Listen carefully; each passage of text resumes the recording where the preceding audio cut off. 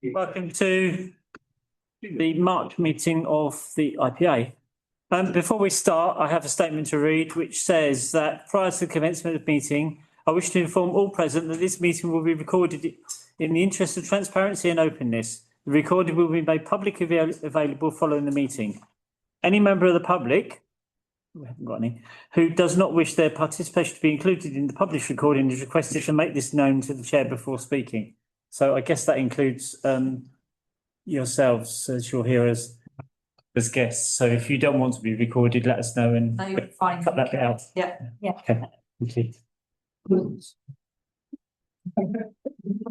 Right, that's the housekeeping out of the way. We have representatives from Avon Somerset Police here tonight. So the floor is yours. If you want to give us an update, take questions, etc., etc. Yeah, lovely. To you. Thank you. I don't know if everyone knows who we are. I'm Leanne Mountain, PCSO Supervisor for the Oval Neighbourhood Beat Team. And this is my inspector, Rose. Yeah, Rose Green. I think I know most of you. Yeah, bring on up. I just thought I'd start off by just giving a bit of an update really around staffing. Our team's changed quite a lot in the last few months. We have got 3 new PCSOs who joined us just after Christmas. So we've now got a total of 10 PCSOs for the Oval Neighbourhood team. It's the most we've had in quite a few years.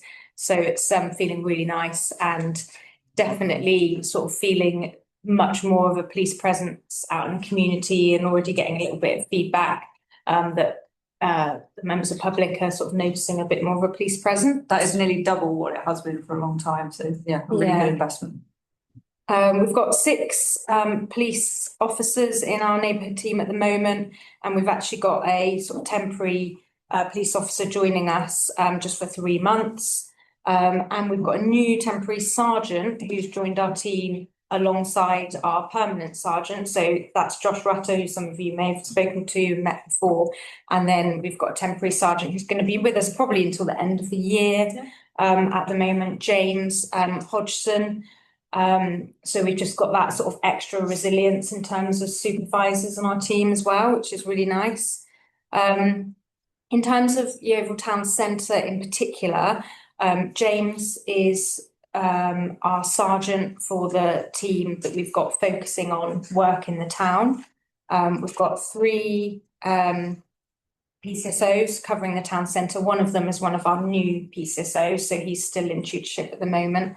And 4 police officers to cover specifically like the workload for the town centre. And yeah, so that's going really well, and that's just really to sort of help us manage that workload and just get a good focus on the town. And also just for the retailers and the key stakeholders to get to know those particular officers so that they've got a good point of contact. Just sort of some general kind of figures in terms of positive action that we've been taking recently. At the moment, we've got 7 people on community protection warnings. We've got 5 people on community protection notices, which is the next level up. And they can come with conditions to try and deter obviously negative behaviour and promote positive behaviour. And we've got 6 people on criminal behaviour orders. We've got one particular male, a homeless male at the moment. Obviously, I can't name names, but people may be aware of them. We've had some issues with them sort of setting fires and setting up camps in various locations. That person, we've managed to get a community protection notice on with conditions. They have been breaching those conditions, so we're recording that as evidence. And we're looking to move that person up to a community behaviour order once we get the evidence together for that one, alongside with the ASB team. There's another male who's been causing us a few problems with regards to aggressive begging in the town centre. So again, we've got a community protection notice on that person. We are currently sort of actively trying to build evidence around breaches of that one. They are attending court in a few months, and a CBO application has already been drafted up, and that will be heard in court in a few months' time. Just in terms of sort of some general antisocial behaviour updates, we're experiencing a bit of a increase in youth-related antisocial behaviour, which seems to be more down in the Yeovil Leisure Complex area. So we've got a sort of group of youths that we're aware of at the moment, and we're monitoring. A couple of my town centre PCSOs are looking at sort of 3 key young people who we think are at the centre of some of the problems. They've been in touch with sort of social workers to start doing some information sharing and looking at what can be put in place to obviously support these young people and direct them into more positive activities rather than sort of hanging around at the leisure complex and potentially getting themselves into trouble. So that's a bit of an ongoing project at the moment. They're also going to try and host some come talk to us, sort of, we used to call them beat surgeries, but come talk to us events down in that area just to sort of increase our presence there and make sure that young people know that we're going to be out and about in that area.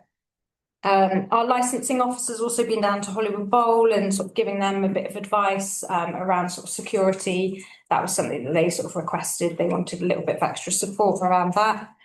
And one of our ASB coordinators has also come out into town, done some foot patrol with us just to go and speak to retailers and other stakeholders in the town just to try and ASB.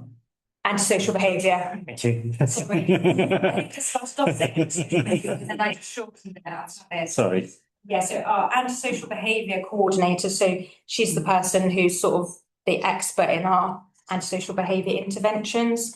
So she's gone out to speak to retailers to talk to them about the sort of reporting that we need and the kind of evidence that we require when we're sort of building that evidence against individuals. So that was quite positively received.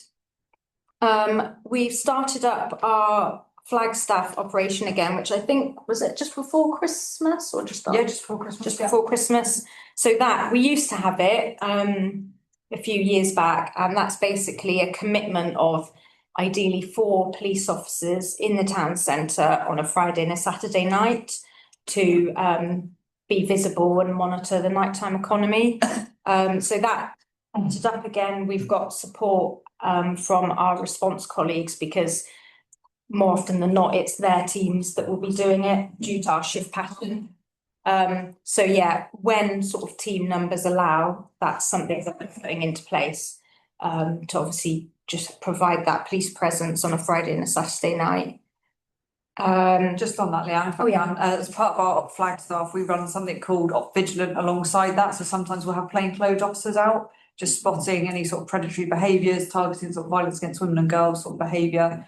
So obviously you won't know that they're out, but we often have them out at the same time. So we've had a lot of investment in terms of that and a really good commitment, especially for the nighttime economy. And then just one other point I was going to raise, which is outside of the town centre, we've just currently got a house closure in place, a 3-month closure, just in relation to a tenant who was causing a lot of noise disturbance and crime and antisocial behaviour. Closures in place at the moment, and we're always sort of looking at opportunities to do that if we've got a particular household that's causing us problems in Yeovil. Excellent. That is my sort of whistle-stop tour of things going on at the moment. So if you've got anything else you wanted to add. No, that was a really good update, thank you. But if anyone's got any questions or queries or anything, please feel free to. Ashley. Oh, sorry, Andy. You don't need to turn around. Sorry, Ashley. I'm sorry, Andy. Sorry. You mentioned about certain individuals that you are going through a process of different scales and time scales, and you mentioned gets to a point and then you're waiting to take them to court. So what sort of time processes, what time scales are that when you get to that point, and is that a long process there? It can be a long process. There is no 2 ones which will be the same. So court delays are huge at the moment. We can't deny that, unfortunately, which holds us sort of back a little bit.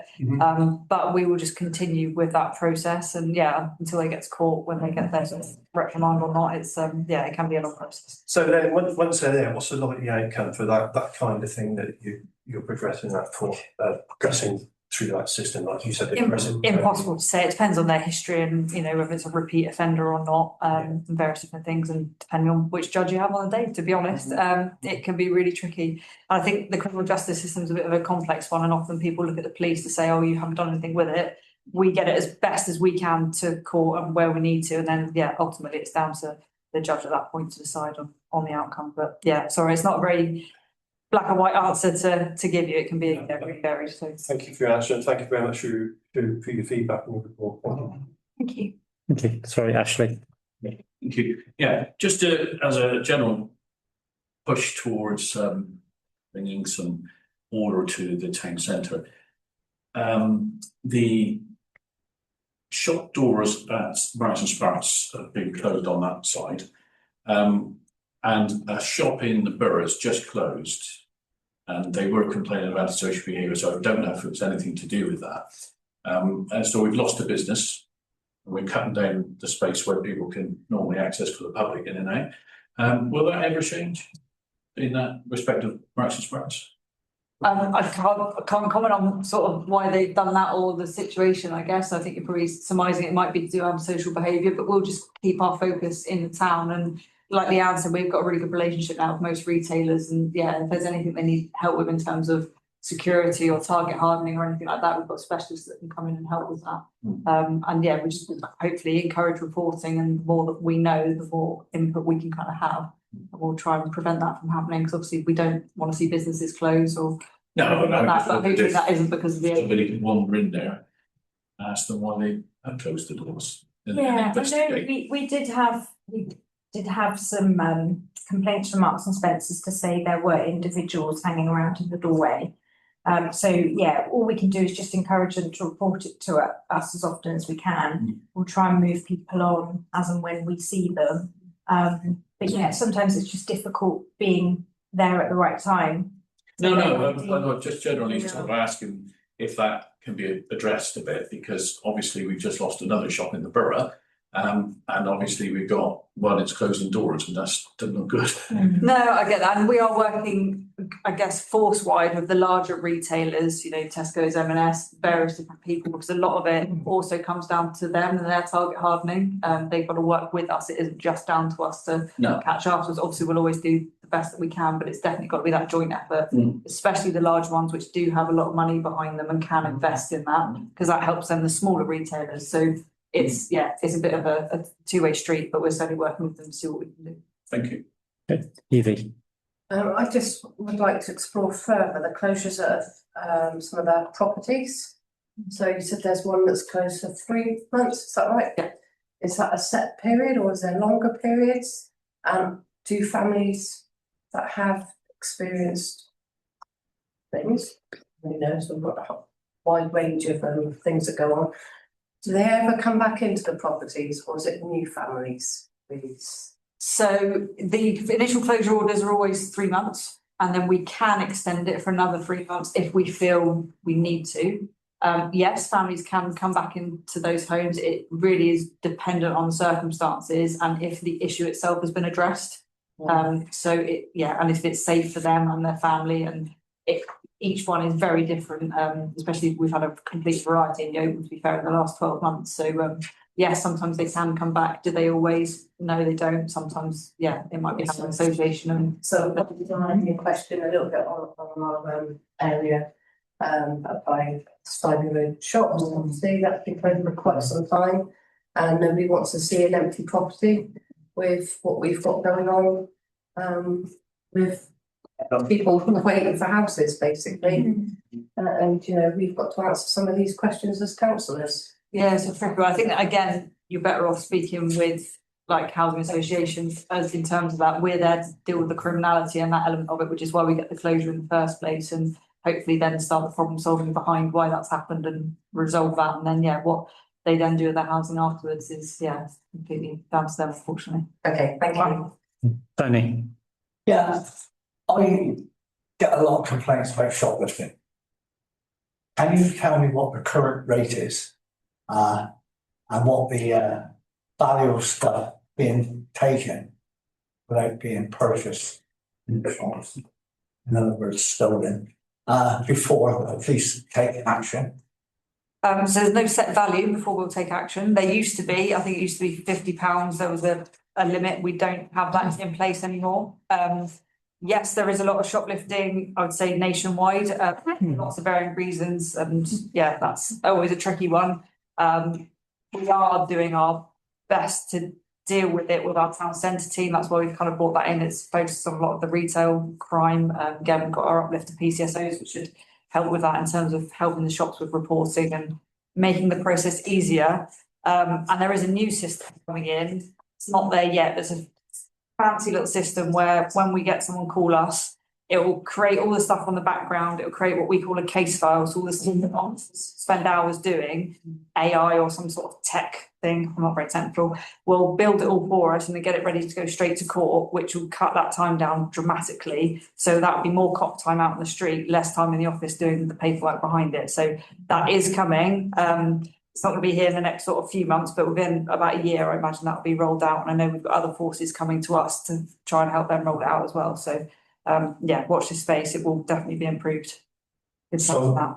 Can I, Chairman, just briefly, so the bottom line for shopkeepers out there Yep. is irrespective of what the value is of anything which is taken from their shops, the police will attend and the police will prosecute if needed. Not that we will attend. I can't guarantee you'll always get an officer to your door, but yes, report it to us. And especially if you've got extra evidence to help us back it up, a witness, CCTV, something along those lines, that will always help us. We can't always promise we'll get a charge, but yeah, that's not an issue. There is no value that we'll cut it off at. So it's out of your hands, sorry, Chairman. It's out of your hands whether they're charged or not. No, we'll do the best we can. We can't guarantee that we'll have the evidence to charge every time. So, you know, if something's happened, we've got no witnesses, no CCTV, nothing, that's gonna be really hard to get a charge on. If we've got someone on CCTV doing it, that's gonna be a lot easier to get a charge on. So, yeah, it's case by case. Sorry. All right. Thanks. Please. Yes, thank you, Chair. Just a simple one, I think, really. Can you explain roughly the hours that the Friday night, Saturday night officers are working? Or does it follow maybe the closure of nightclubs? I mean, I used to work quite alongside street passers, for example. I mean, does it still follow suit, or it's not necessarily a 10 to 6 shift, is it? No, yeah, so it's still, so late shift is it different for a Friday? Yeah, so there's two lots of shifts that come on. We've got one that comes on until 3 in the morning, but it'll be the night shift. So they'll be working from 10 at night until 7 in the morning. They'll be the ones doing the nighttime economy Flagstaff operation. The hours we would expect them to be out in town centre, and it will be dependent on what else is going on and how busy town is. It'll be from about 6 p.m. until about 4 a.m. So it'll be carrying over and that's putting out the timer. Yeah. Okay, lovely, thank you. Unless there's like no one out, obviously, then obviously that's a waste of resource to be there. But generally speaking, yeah, that'll be the hours they'll be out. Okay. Dave. Thanks, Chair. Is it still the case that if people continue to report anything they see and there's a concentration of reports in a particular area, in other words, it becomes a hotspot, is it still the case that additional resource will be deployed to that hotspot? That definitely helps, yes. Yeah. Because we do a lot of our, you know, not everything is based on stats, but a lot of what we do, we will be led by that initially. And if we can see an area that is essentially glowing red on our map, because we've had a lot of calls there, yeah, we can justify force-wide resources. So like your mounted, your traffic officers, we can bid essentially for them to come down to our area. Yeah. And we've got that sort of stats to back up. This is why we need you. All right, thanks. Okay. We've got any more questions from the floor? No? Okay, that's lovely. Thank you very much for attendance. Thanks for asking questions. You are welcome to stay as usual, but I'm guessing that you've got other stuff and other places to be. Yeah, but thank you very much for having us. Thank you. Thank you very much.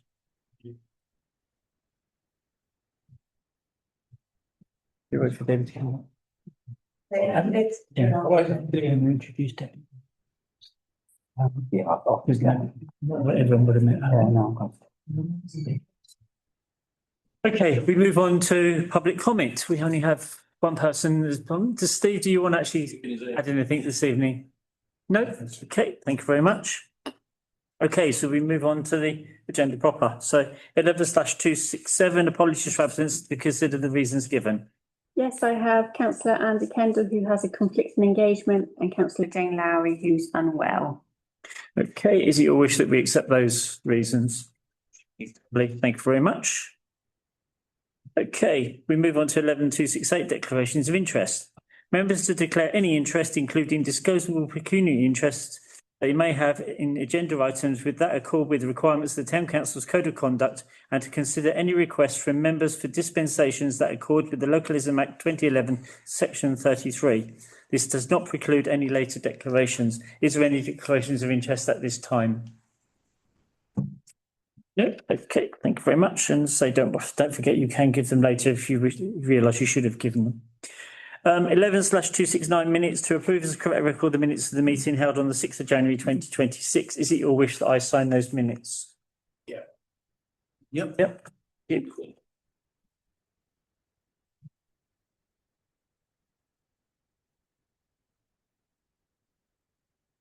Ben?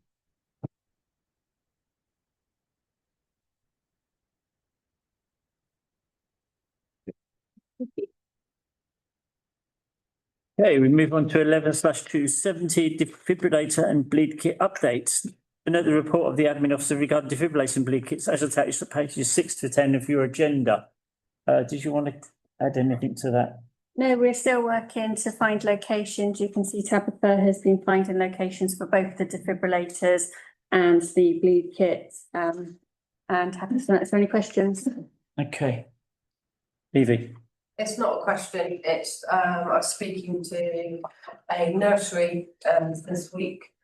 One of their children, was placed with them because of the allocation of the, defibrillator. And they wanted to send their thanks for having one nearby because it helps those with really ill children that might need that emergency next to the scene, on the scene. So that, you know, behind the scenes, it's not just about it being in place. In the case of an incident, people are genuinely looking to place their children or to move near areas where they can be in a safer zone. Any other questions? Ashley? Yeah, on consumables for the ventilators, have we got a budget line for it these days, or because I think this come up in the previous meeting, but I don't remember it actually shifting towards a budget line. No, it's that of the general defibrillator and bleed kit budget. So, general funds. No. No, there is a defibrillator and bleed kit budget line, Yeah. and any costs that are associated or incidental to either a bleed kit or defibrillator will come out of that budget. So all the consumables is coming out of the main chunk. It's coming out of the budget for the defibrillator. Yeah, but they're saying it wasn't separated, okay. No. Okay, any other questions? Nope, that's report is for noting. Can we set that as noted, please? Thank you very much. 11/271, budget monitoring update. To consider the budget monitoring update, month 11, which was issued out separately, and you should have a copy of it. Amanda? Yep, so we're predicting just short of 130,000 overspend, and I'll relate back to the additional posts that we have that weren't budgeted for this year, but they have been budgeted for next year and ongoing years. Okay, are there any questions on the budget monitoring? Everyone's happy? Yep, okay, thank you very much.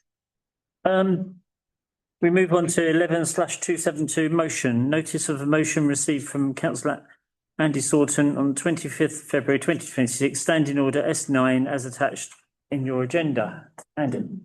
Thank you, Chair. Chair, members, I propose this motion because keeping Local tidy is not simply about litter. It's about civic pride, public health and our social responsibility to the residents we serve. The condition of our streets, green spaces and public areas directly affects how people feel about where they live. A clean, well-maintained environment encourages community pride, supports local business, helps residents feel safe and valued. Conversely, visible neglect, whether litter, fly tipping or poorly maintained spaces, can erode confidence and undermine the sense of belonging that is so important to a thriving town. While many environmental services sit within Somerset Council, This council remains the tier of government closest to our residents. We therefore have both a leadership role and a moral responsibility to champion standards, bring partners together and support community action. This motion does not seek to duplicate work or create unnecessary costs. Rather, it reaffirms our commitment to partnership, coordination and practical action, supporting volunteers, encouraging responsible behaviour and ensuring we are doing all the reason we can within our powers to keep Yeovil clean and welcoming. Ultimately, this is about respect for our town, respect for those who live and work here, and respect for future generations. So I commend this motion or propose this motion to the council. Okay, thank you. Does it have a second? Yeah. Okay, Carl, thank you. Okay, members. Vivi. I think it's a good idea, and I want to commend any of the councillors who probably managed to get out that have been out already promoting this. As we've taken pride in our about sounding out about it is exactly what we need to encourage others. Thank you. Carl. Yeah, so I'm in support of it as well. As a member of the Green Liberal Democrats, I want to say this helps the environment as well. Throwing litter around and that is not good for our environment and having all that stuff around. So keeping the place clean is apart from residents feeling proud about it. It has also an environmental impact, litter picking and all that. I would suggest though, we change the wording slightly on one of them. I can't remember which one it was, but about enforcement or no, the 6-month review. Sorry, request a progress update within 6 months outlining actions taken, partnership activity and measurable outcomes. But apart from that, I'm in support of it. What do you What do you want to change it to? What do you want to change? It's where is it? What's it say at the moment? Number 7. So number 7 at the moment says, receive a progress update within 6 months outlining actions taken and measurable outcome achieved. So it's just basically to include the partnerships activity as well into that of who we're working with, well, all the other volunteer groups who are doing picking and all that now. I think just add that bit in if that's all right. Are you happy with that? Yeah, I'm happy with that. Yeah, okay. So. Wes. Thank you, Chair. Fantastic idea. No, it's something we should have done, or someone should have sort of encouraged going back years and years maybe. I mean, in the ideal world, I think if everybody who could clear just outside their own pavement, that'd be a fantastic sort of achievement, wouldn't it? I mean, I've done it for years. I always cleared right outside my own house, all the paving, take the weeds out, this sort of thing.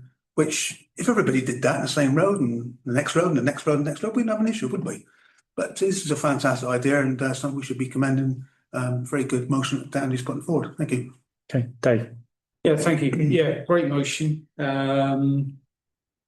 Yeah, I think it's why it's good that we need to set an example. We need to set, lead to set an example. There's an education piece on this. I think it goes deeper than actually just a set of rules and pledges.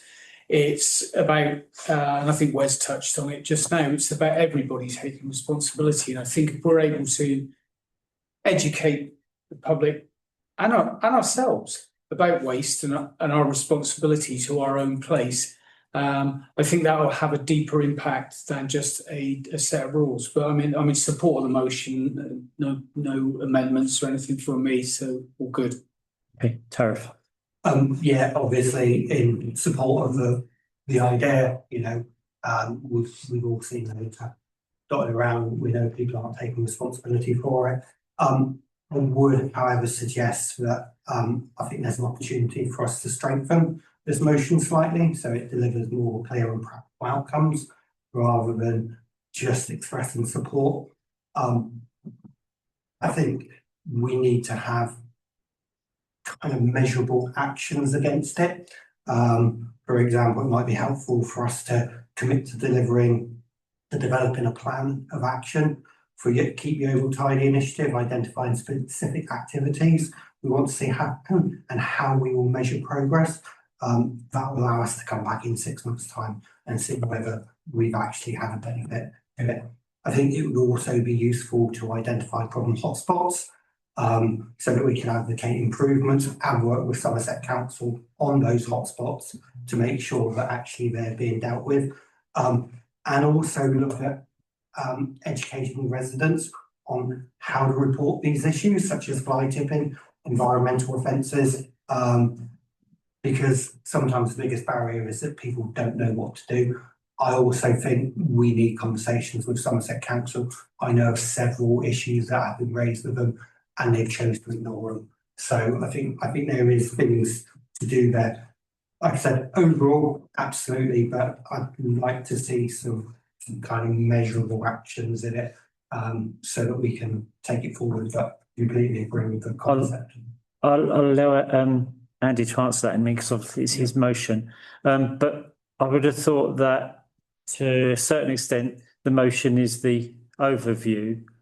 A lot of what you said is in the detail of what we take forward from the motion. Which is fine, so we should maybe just add that we want to specifically create a plan to deal with this. And as I say, I will bring Andy in, but as I say, that will need out of it. So maybe we add to the motion something around, a 6-month plan, so that we've got something to measure against and we can look back on it.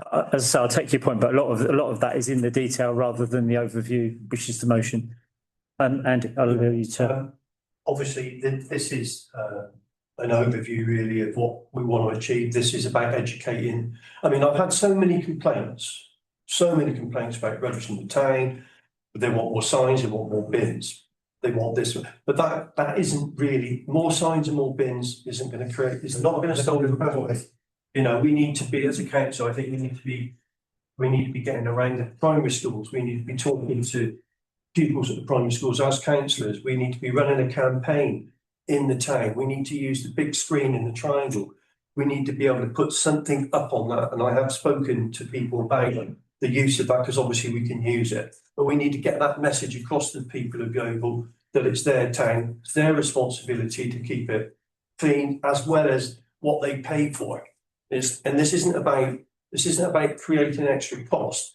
This is about trying to educate them into, when the bin's full, and you see this with dog bins, when the bin's full, take your dog mess home with you. If your dog mess is in your back garden, you pick it up and you put it in your bin. So why don't you do that when there's a bin that hasn't been empty, and just take it out? Don't throw it in the trees and then down by the bin. And the same happens with your sweetie papers.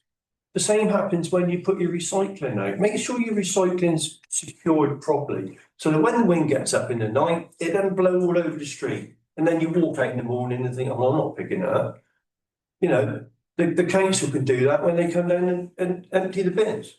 So this is the whole essence of it, really. It's about educating, and it's about, and we do need to measure the outcomes, and we do need to see how people take this and bring, take it on board. Yeah. Tony.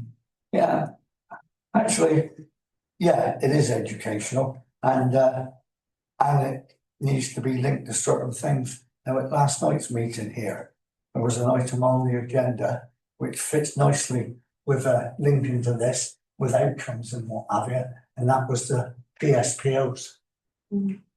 For those that don't know what that means, that's public space protection orders, and that was regarding dogs, dog fouling, dogs on leads, safety for people using recreation grounds and everything. So there's a link there already, which you can tie it to something which you're doing without incurring costs, but as the proposer said, education. Thank you. Adrian. So, yeah, I think everyone in this room is obviously aligned on the principle of the motion. I think the problem that we have to kind of face up to is that it's not the people in the room that generally are creating this issue. And you only really have to sit a set of traffic lights in this town for 10 minutes before you see at least one person disposing of a cigarette butt out of a window. Now, there's a couple of problems with that, because I've experienced it myself. I've challenged individuals dropping a litter, and it can become very confrontational. So this is an educational piece, But we need to make sure we're targeting the right people, the people that require education on this. So reading through the points on the motion, I just want to get clarity from Councillor Sawley if I can, because point 7 assumes, I'm assuming that this motion is going to be implemented, and therefore point 7, we're then going to, at the 6-month point, measure the outcomes. So we're going to be implementing the recommendation. So that's the first clarity point. And if that's appropriate, what I would recommend as a change, as an amendment to this, is to make bullet 6 a little bit stronger, which says to explore and implement, as opposed to just explore. Because actually we need to implement these educational things to stop people littering. Because it's, generally speaking, those people that don't listen in the first place that do it. We all know it's wrong, but those people that ignore it won't change because we've issued a social media post. So my recommendation on an amendment, if you're happy, is to explore and implement point 6. Thank you. Go on. Yes, please do. Yeah. Community wardens. So we are, in a way, implementing that, because they will at some point have that ability, won't they? On my understanding, sorry, through the chair, sorry, my understanding that, you know, when it comes to litter and those kind of things, they will have some powers to fine and enforce that. We have the potential to have powers to enforce that.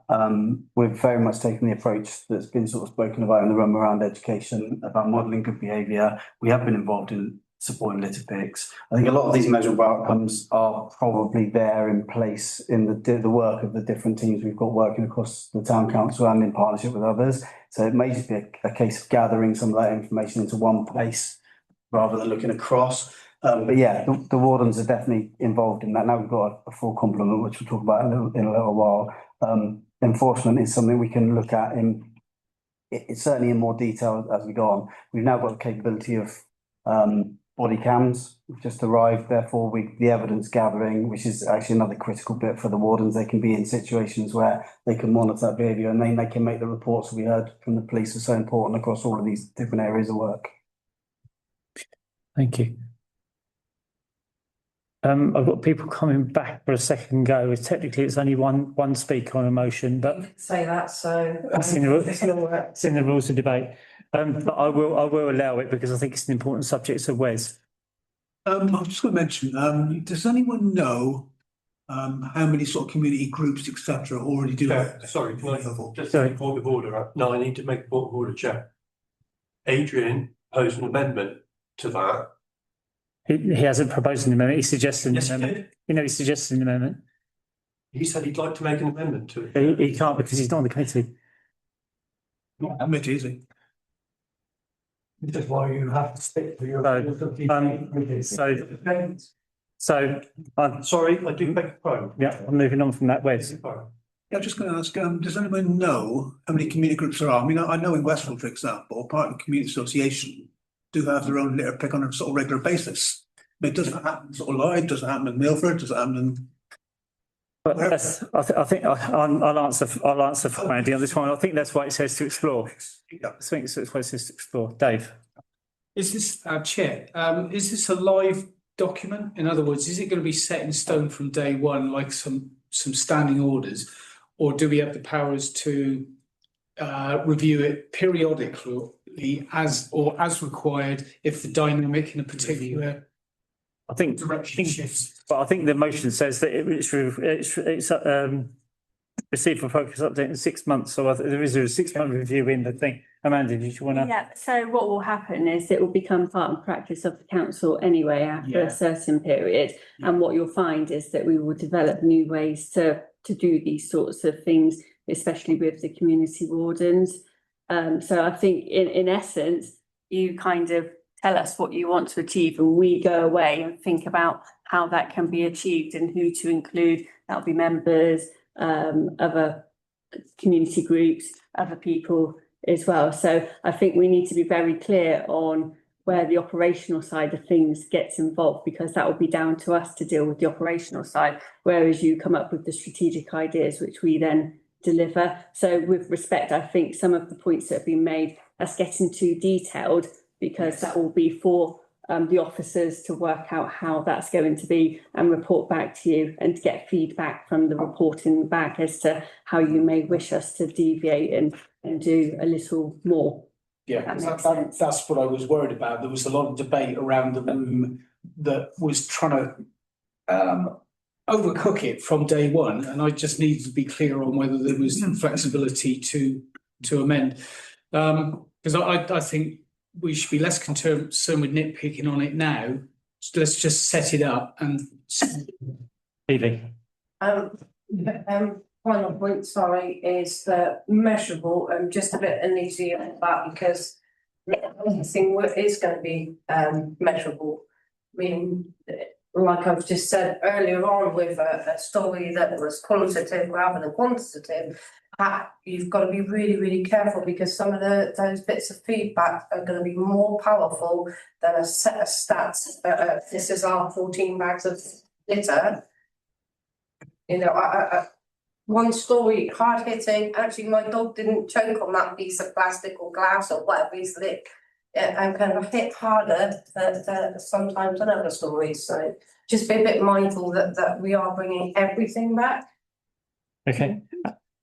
So just to off that, the 14 bags of litter, for example, is that good or bad? Because actually, don't you want less bags of litter? But then if you can say we've picked up 14 bags of litter, it depends how you put that message, how you display that message, doesn't it? Yeah. Ashley. Yeah, I think I just want to back up a bit of what's been going on here. It's the usual suspects we know that do this on a regular basis. We need to implement change in the respect of fines, and other councils do impose this on people.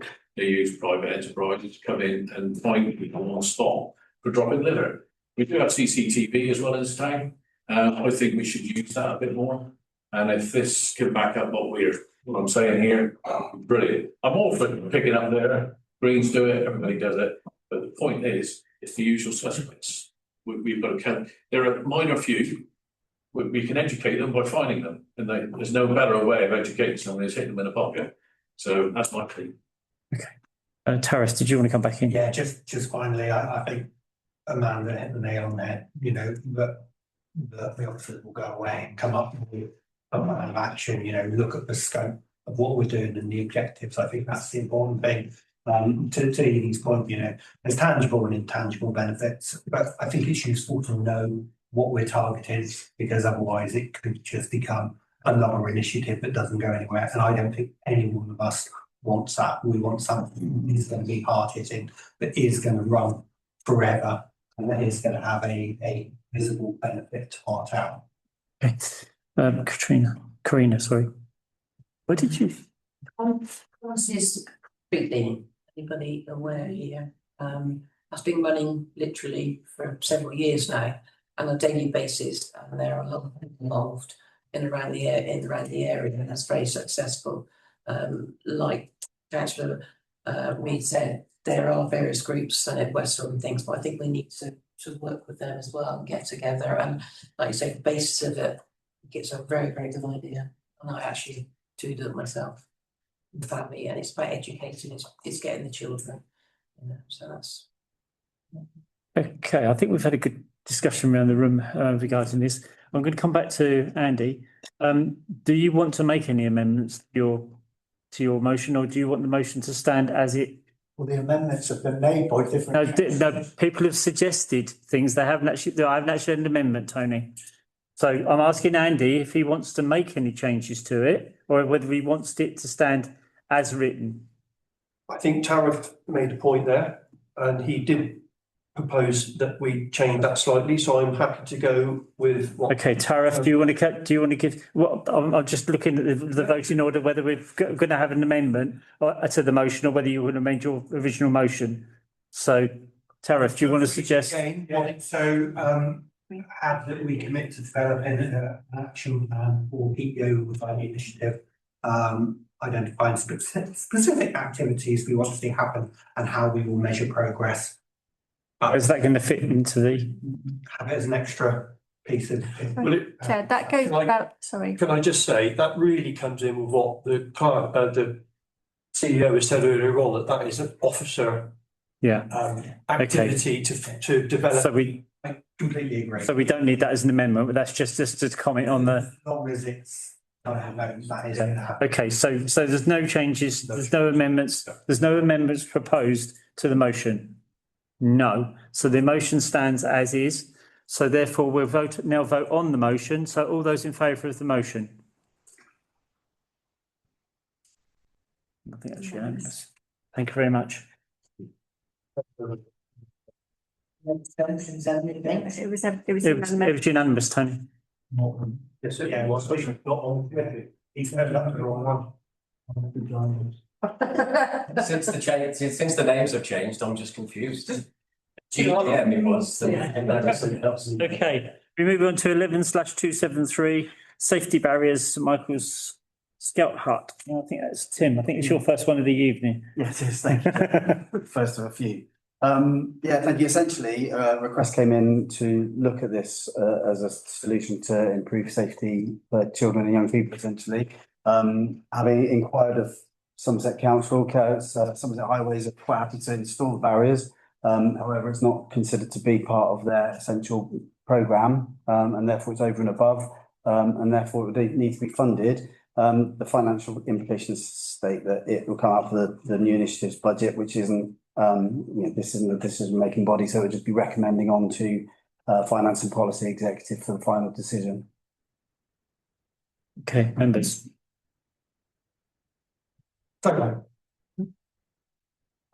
I mean, in principle, yeah, in perfect sense, there's an area of concern. My understanding is this is not our property. And we're not linked to it.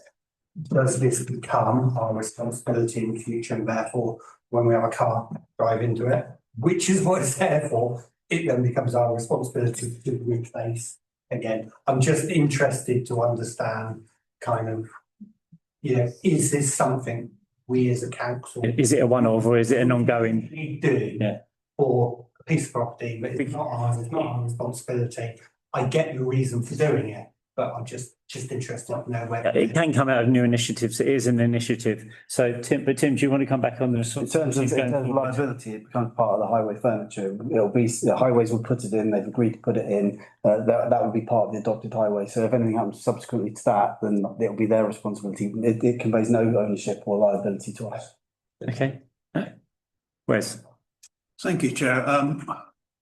Most of you would know, on the back of a grant last year, I had one put into Westfield Community Centres park, or garden, probably the right word, wasn't it? And it's a fantastic idea, and it's worth every penny from the point of view of safety for children, for example. And obviously this scout obviously has a lot of children going in and out of there all the time. Worth every penny. Okay. We support it. Ashley, sorry, Andy, did you? Yeah. I'll bring Ashley. Through you, Chair, Tim. Is there any evidence that we need it? And who has made the action to bring this to the table? Because how many of the public has actually proclaimed that we need it? So is that something you've got figures for? In terms of the children and young people we're talking about, I don't know the numbers that are using that hall. But I believe there was a safety barrier there in play like previously, so this is a replacement barrier. But I don't have figures as to how many young children and young people are using it. But No, I mean from the point of view of actually bringing it to our council to say that we need it. Because I'm asking you, do we need it? But this was a request made by Councillor Locks. Okay. This was a request made to Councillor Lock. I think we got the. Yeah, got it. Right, Tony. If you read your agenda, it says you brought it to the attention of the council, and it was me that brought it to the attention of the council. Now, this is I won't repeat what Councillor Reid has said. It's a no-brainer. Maybe non-essential. But when does it become essential? When someone is knocked down, some little kid has run down the steps straight out into the road and got run over. yeah, the whys and the fors and the wherefores of it is, you know, maybe it should have been done different by the highways.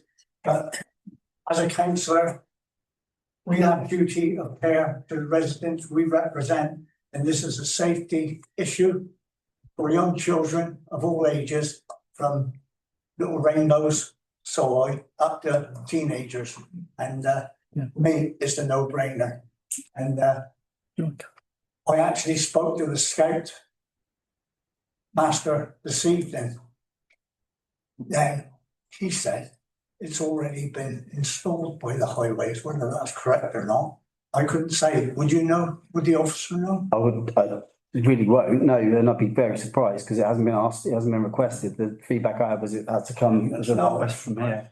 I would be very surprised as well. But having said that, highways, I mean, going back on the point about need, highways wouldn't install a barrier unnecessarily. They would have to do some safety reviews before they install it, and therefore, yeah, largely they're the experts in highway safety. So, but yeah, it's worth, yeah, that is news to me. So Amanda. just to clarify, Steve online has said he drove past there this afternoon and the barrier is there. Largely on, Thank you very much, Mr. Stone. oh, thank you very much, Somerset Highways. Okay. Sorry, can we back to order, please? Andy. Right, thank you, Chair. Once upon a time, in a much better place, there was a thing called a small improvement scheme, which we don't have anymore, do we, Councillor Lott? So, it really does, when it comes down to things like this in local divisions and that, the councillors used to have the ability to draw on that small improvement scheme. And this is one of the items that would have been covered by that, but that doesn't exist anymore. So I think there is a space here now that Yeovil Town Council can sort of fill that slot, and at that cost, it's not really a problem. But as Councillor Lott says, it is a safety issue, and when does that become the right point to do that? And the right point isn't after somebody's either killed or seriously injured. It's before that happens. So I know it's already been done, but who's paying? You know, we're paying for it, or has it been paid for already?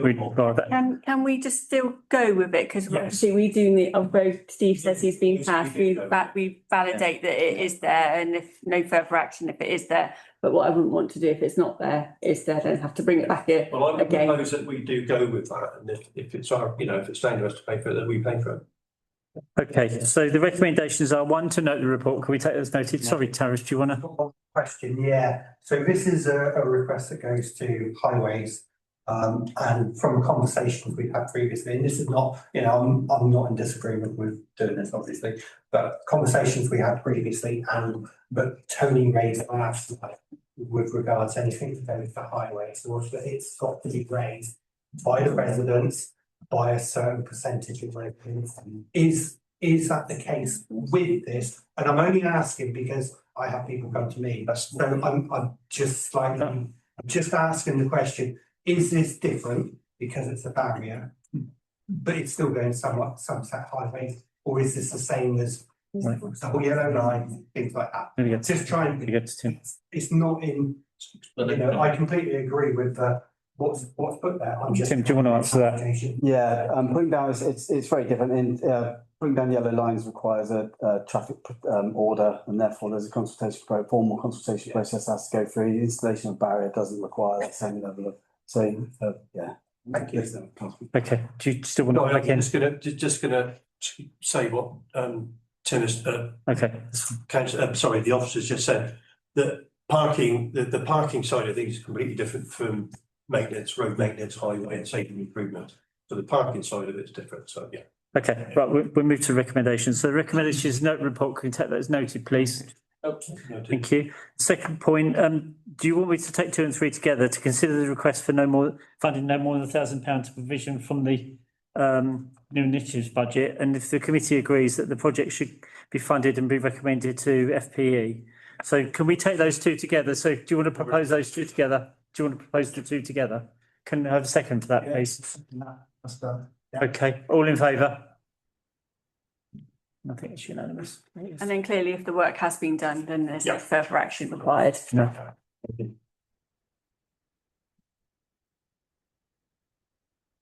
Just out of interest, it was instigated by the scout leader who has the safety and is charged when they're at those scouts. Okay, thank you, Tony. Okay, 11/274, community wardens, to receive a verbal report from the Director of Infrastructure, Property and Assets regarding community wardens. Tim? So I will keep this very brief. As reported last meeting, two have been in place for wardens. I'm very pleased to be able to report that we've successfully recruited 2 wardens into those posts. One returning, so Emma Marsh is rejoined, having gone through the proper process, so I'm really pleased to see Emma back. And she's joined by Lindsay Tailby. So Chris Norman has stayed sort of constant throughout, very much doing some of that work around being visible in the high street and around the town on our sites. And so, yeah, they're in their second week of induction, the 2 now, so there's a bit of team building to do. They've already started going out and visiting sites and making themselves known. There'll be a proper report back to this committee at the next meeting with some details, and I'm expecting Emma to be in attendance to provide that report. All round, good news to have Emma back and to have a full complement. Okay, that's only for noting. If there's any questions for the officer on that? Okay, thank you very much. Okay, we move on to 11/275, strategic review of workspace. Consider the report from the Director regarding strategic review of workspace as attached to page 13 to 19 in your agenda. Tim? Thank you very much. Might take a little bit more time to this one. I've alluded to issues that have been raised anecdotally the previous 2 meetings from various parts of the organisation, largely due to the arrangements that have been put in place as we've gone along and as people have joined the team. This review is really just try to quantify that requirement and the need, identify some of those, get under the skin of some of those issues that have been raised. It leads into the following items should members approve this and go with the conclusions. I'd say that input has been given by across all directorates, and there's been input into the actual review itself, and the report has been endorsed by all of the directors. So I'm quite happy to take questions. It's quite a detailed report, so there's probably not a lot more I would add.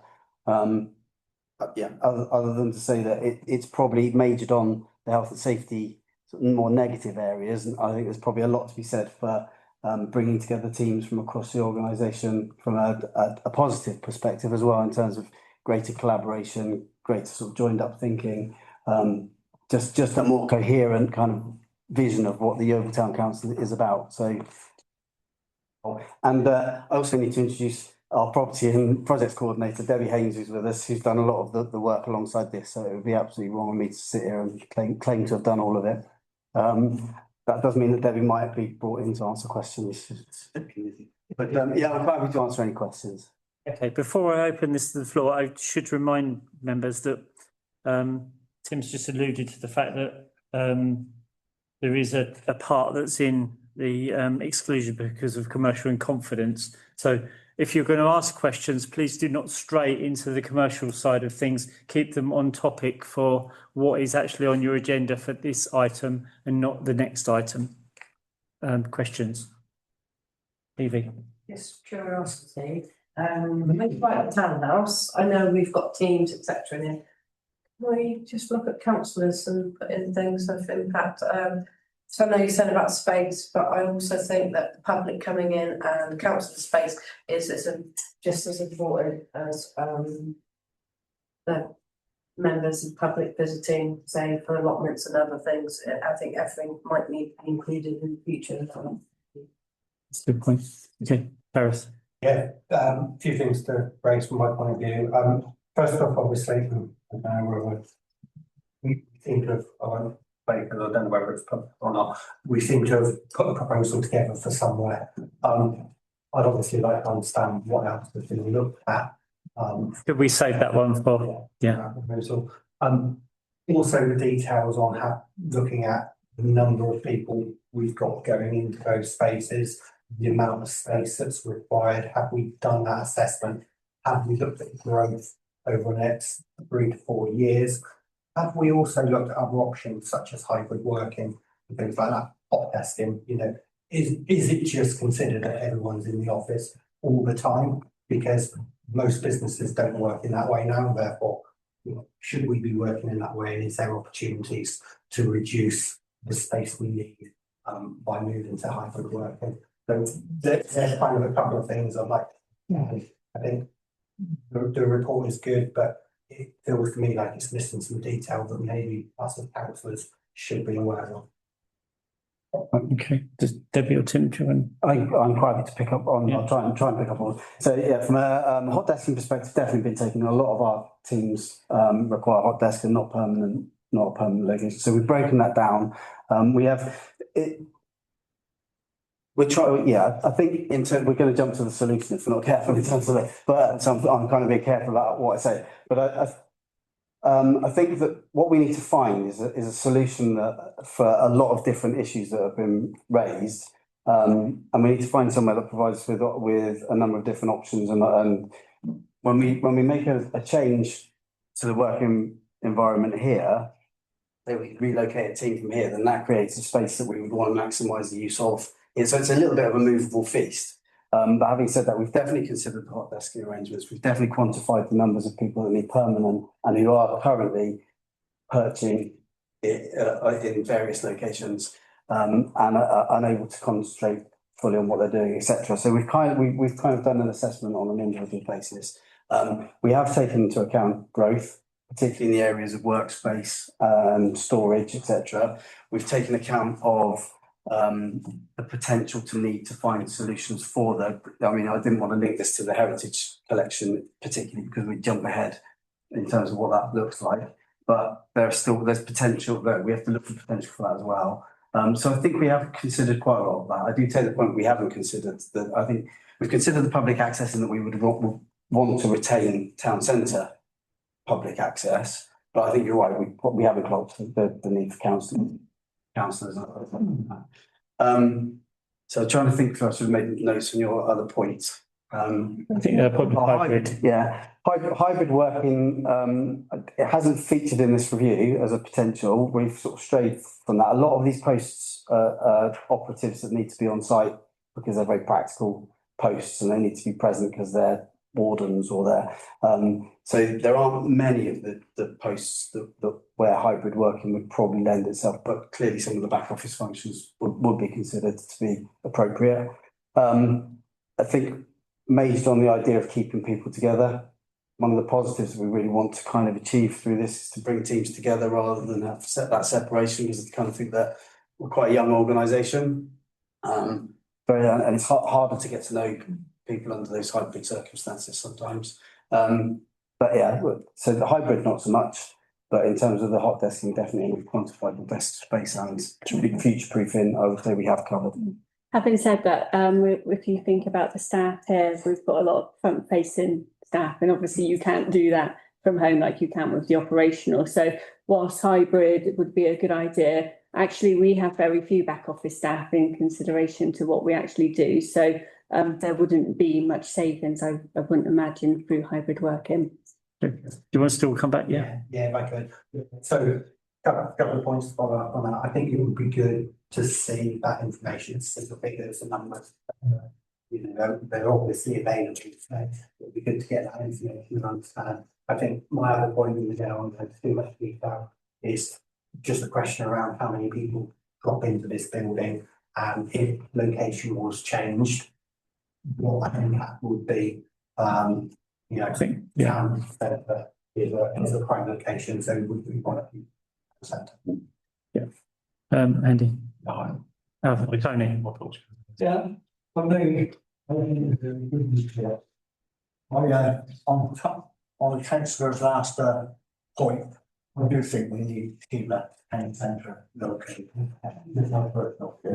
But I think the important thing here is on these recommendations, to agree with the officers briefing that in order to improve working conditions and avoid non-compliance with health and safety regulations, additional office storage and workshop space should be sought.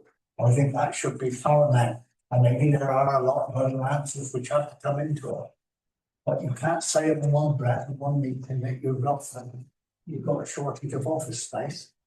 And then, when officers bring something back, start throwing up a lot of, sort of obstacles in their way. And I'm not saying, that is what's been done intentionally, but I think that is the paramount thing for me. And, there's a lot of questions which has to be answered, but we could talk around in circles for the next 18 months on this and not move anywhere. Okay. Grace. For me, Oh, sorry. just in terms of the details required, some of that is in the appendices and the confidential items, there's some of that details there. Grace. Thank you, Chair. Just typo, I think, or something missing there. On page 16, Western Entertainment Festival, the last paragraph says requirement is going to increase year on year as pantomime. It doesn't, it's almost like part of the line's missing, maybe. It's over the page, product productions Oh, developed. of course it is, sorry. Right, there it is. Yeah. Okay. Paragraph, it wasn't. Okay. That's an easy one to answer. I can answer that one. Yeah. Are there any more questions from the floor on this? Okay, no, okay, so the committee is recommended to note the report. Can we take those noted? Yep. Okay, and the second point is to agree with the officer's conclusions that in order to improve working conditions and to avoid non-compliance with health and safety regulations, additional office storage and workshop space should be sought. That is the thing. Does that, can I have a proposal for that, please? Andy? And Carl second. Okay, all in favour? It's unanimous, I think. Yep. Okay, thank you very much.